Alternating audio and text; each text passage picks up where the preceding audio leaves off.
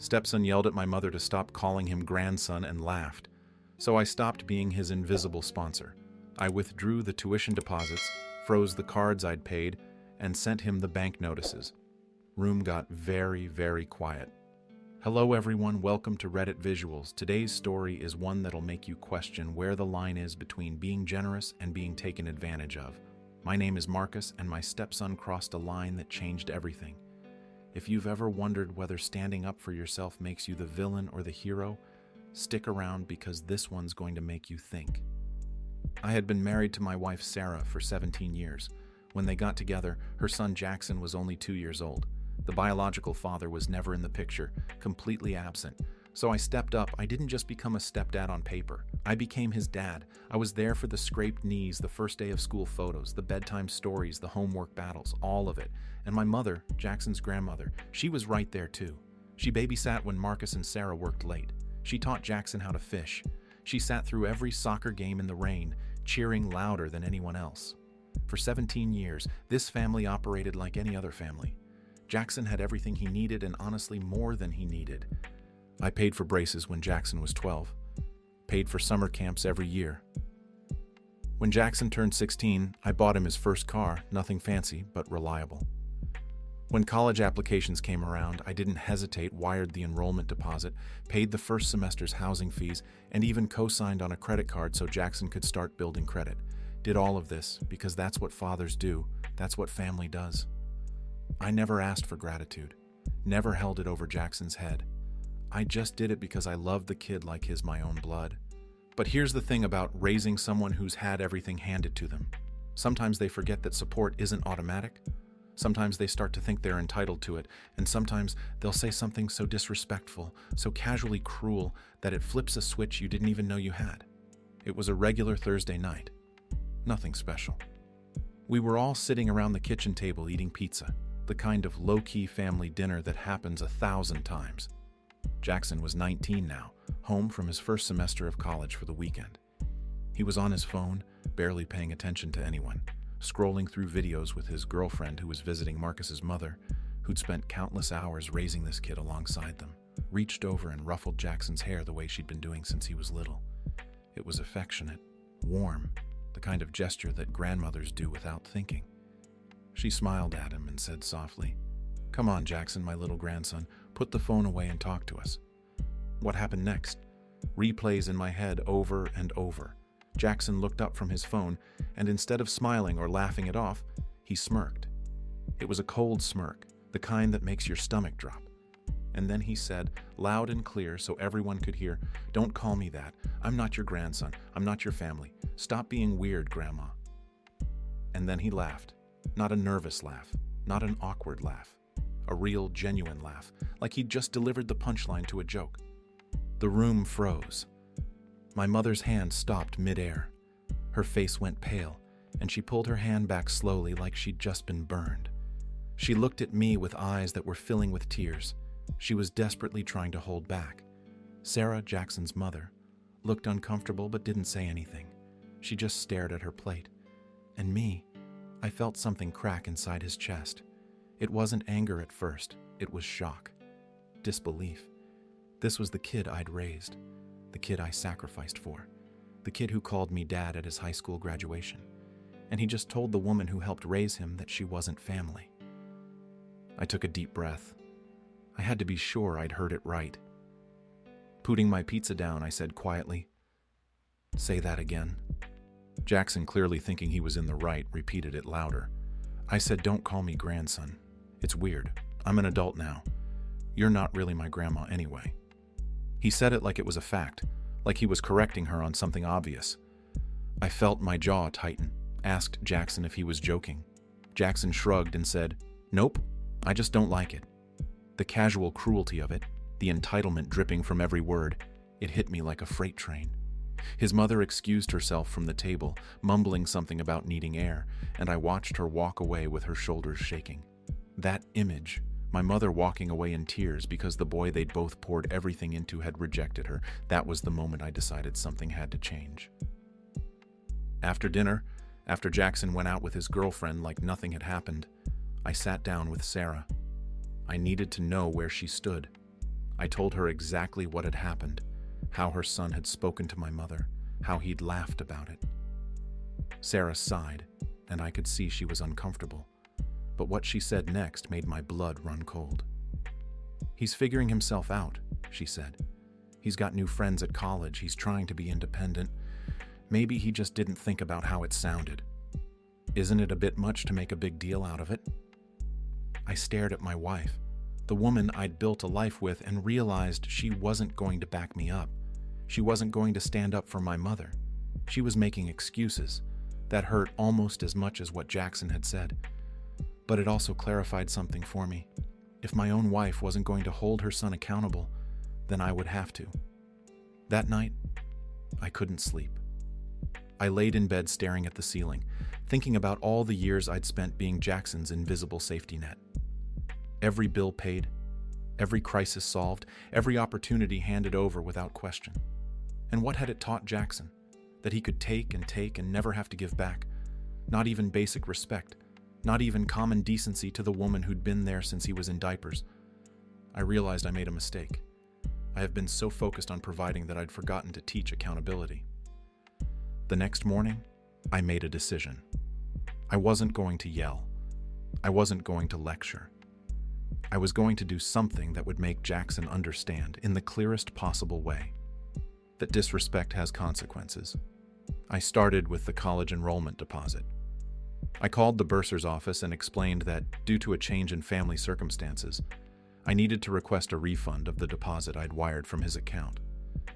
They told me it was non-refundable, but I could withdraw Jackson's enrollment entirely and forfeit it. I didn't withdraw the enrollment, but I did send a formal letter putting the next tuition payment on hold, pending a family meeting to discuss continued financial support. It was bureaucratic, cold, and official. Exactly what he wanted.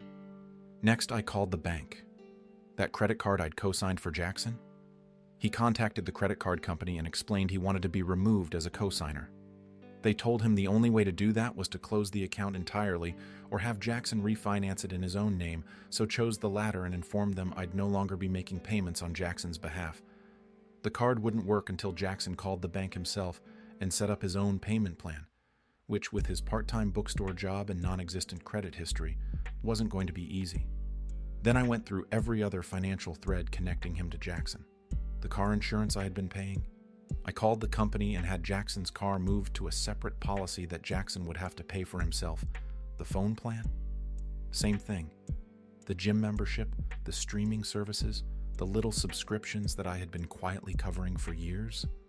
All of it cut off. I printed out every single notification, every email confirmation, every account closure notice, every payment hold. I put them all in a folder and left it on the kitchen counter where Jackson would see it when he came home. When Jackson walked in that afternoon, he was in a good mood, laughing about something on his phone. He grabbed a soda from the fridge, and that's when he saw the folder. He opened it, still smiling, probably thinking it was some mail for him. I watched from the doorway as Jackson's face changed. The smile faded. His eyes scanned the pages faster and faster. Then he pulled out his phone and tried to use the card to order something. Declined. He tried another app. Declined. He looked up at me, and for the first time in years, there was genuine fear in his eyes. "What is this?" Jackson asked, holding up the papers.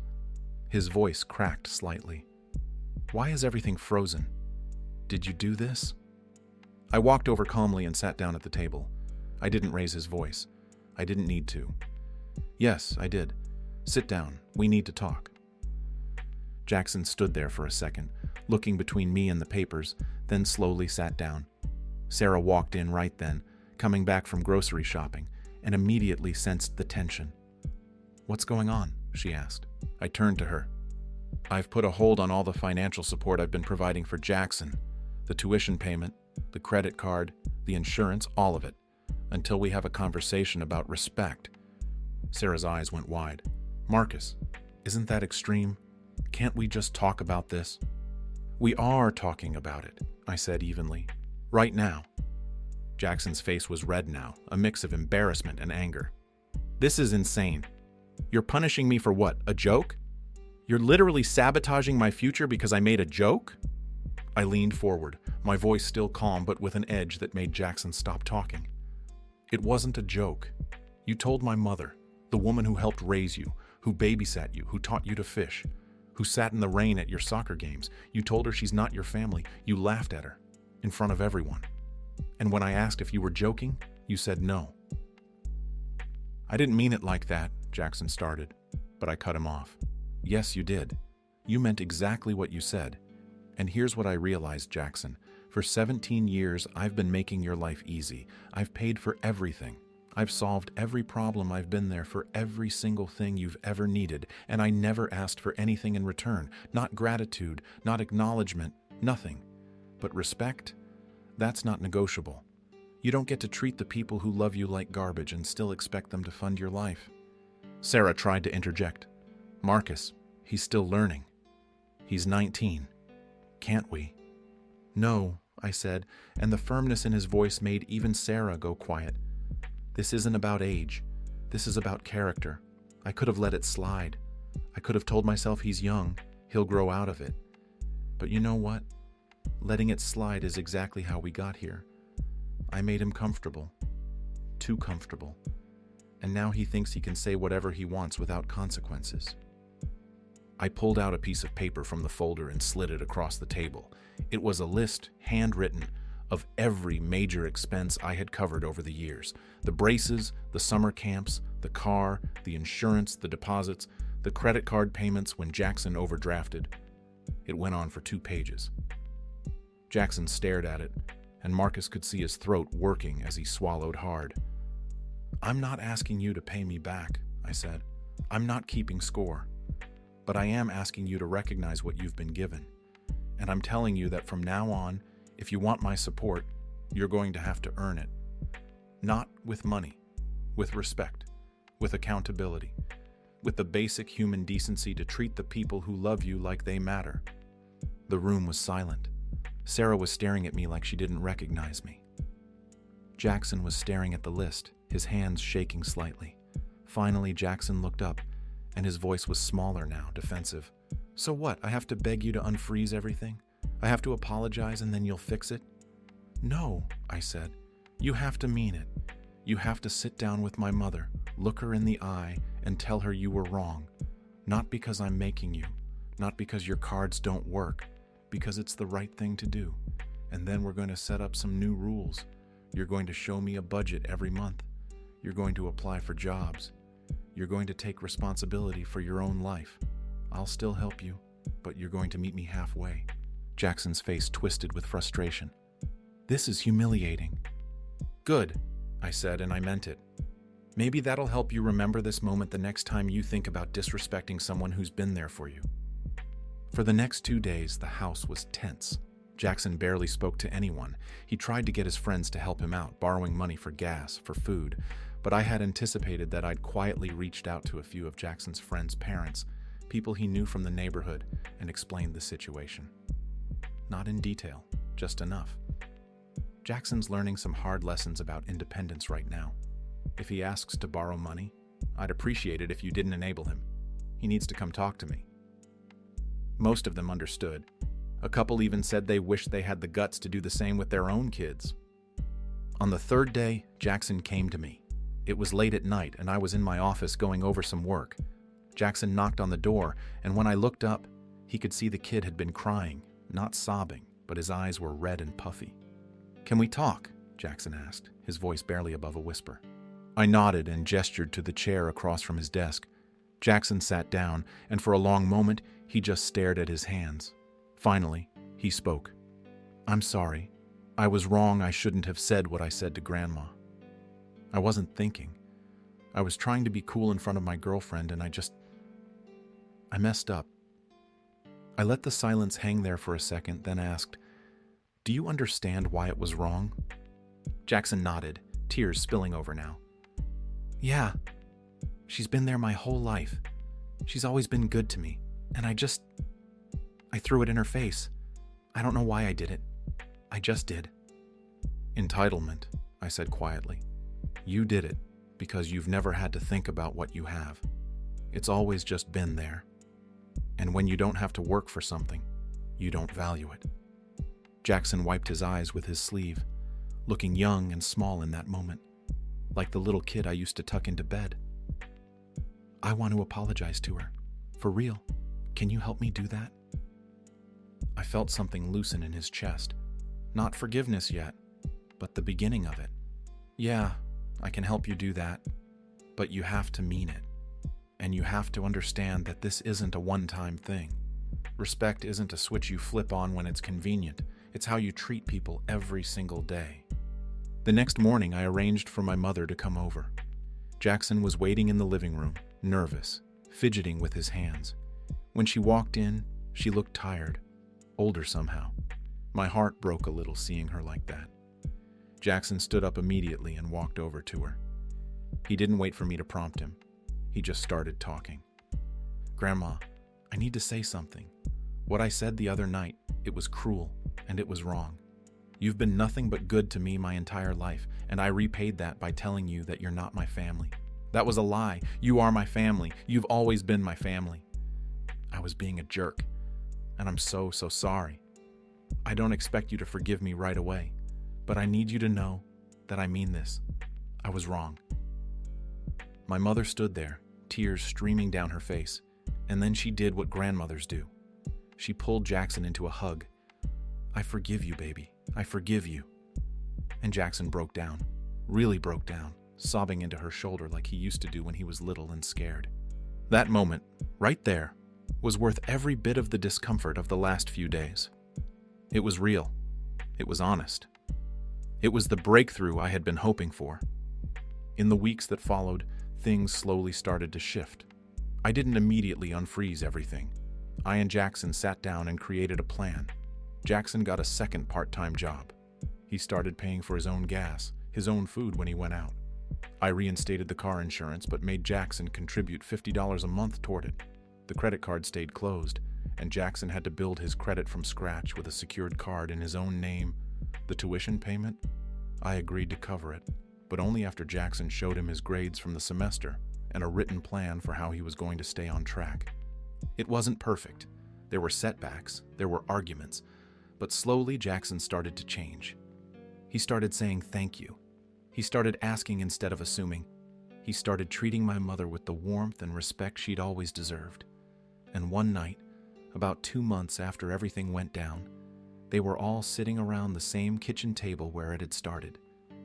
Jackson reached over and ruffled his grandmother's hair, the same way she used to do to him, and said with a genuine smile, "Love you, Grandma." She smiled back, her eyes crinkling with joy, and said, "Love you too, my grandson." I looked around the table at his family, imperfect and messy and real, and I felt something I hadn't felt in a long time. Peace.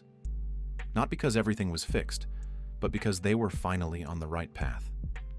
The path where love and respect walked hand in hand. So here's my question for you, and I really want to know what you think. Was Marcus right to do what he did? Was freezing the accounts and cutting off support the right move? Or did he go too far? Could he have handled it differently? Drop your thoughts in the comments because I'm genuinely curious where you all stand on this. And if this story made you think, made you feel something, hit that like button and subscribe to Reddit Visuals for more stories that'll make you question everything you thought you knew about family, loyalty, and what it means to do the right thing. Thanks for watching, and I'll see you in the next one.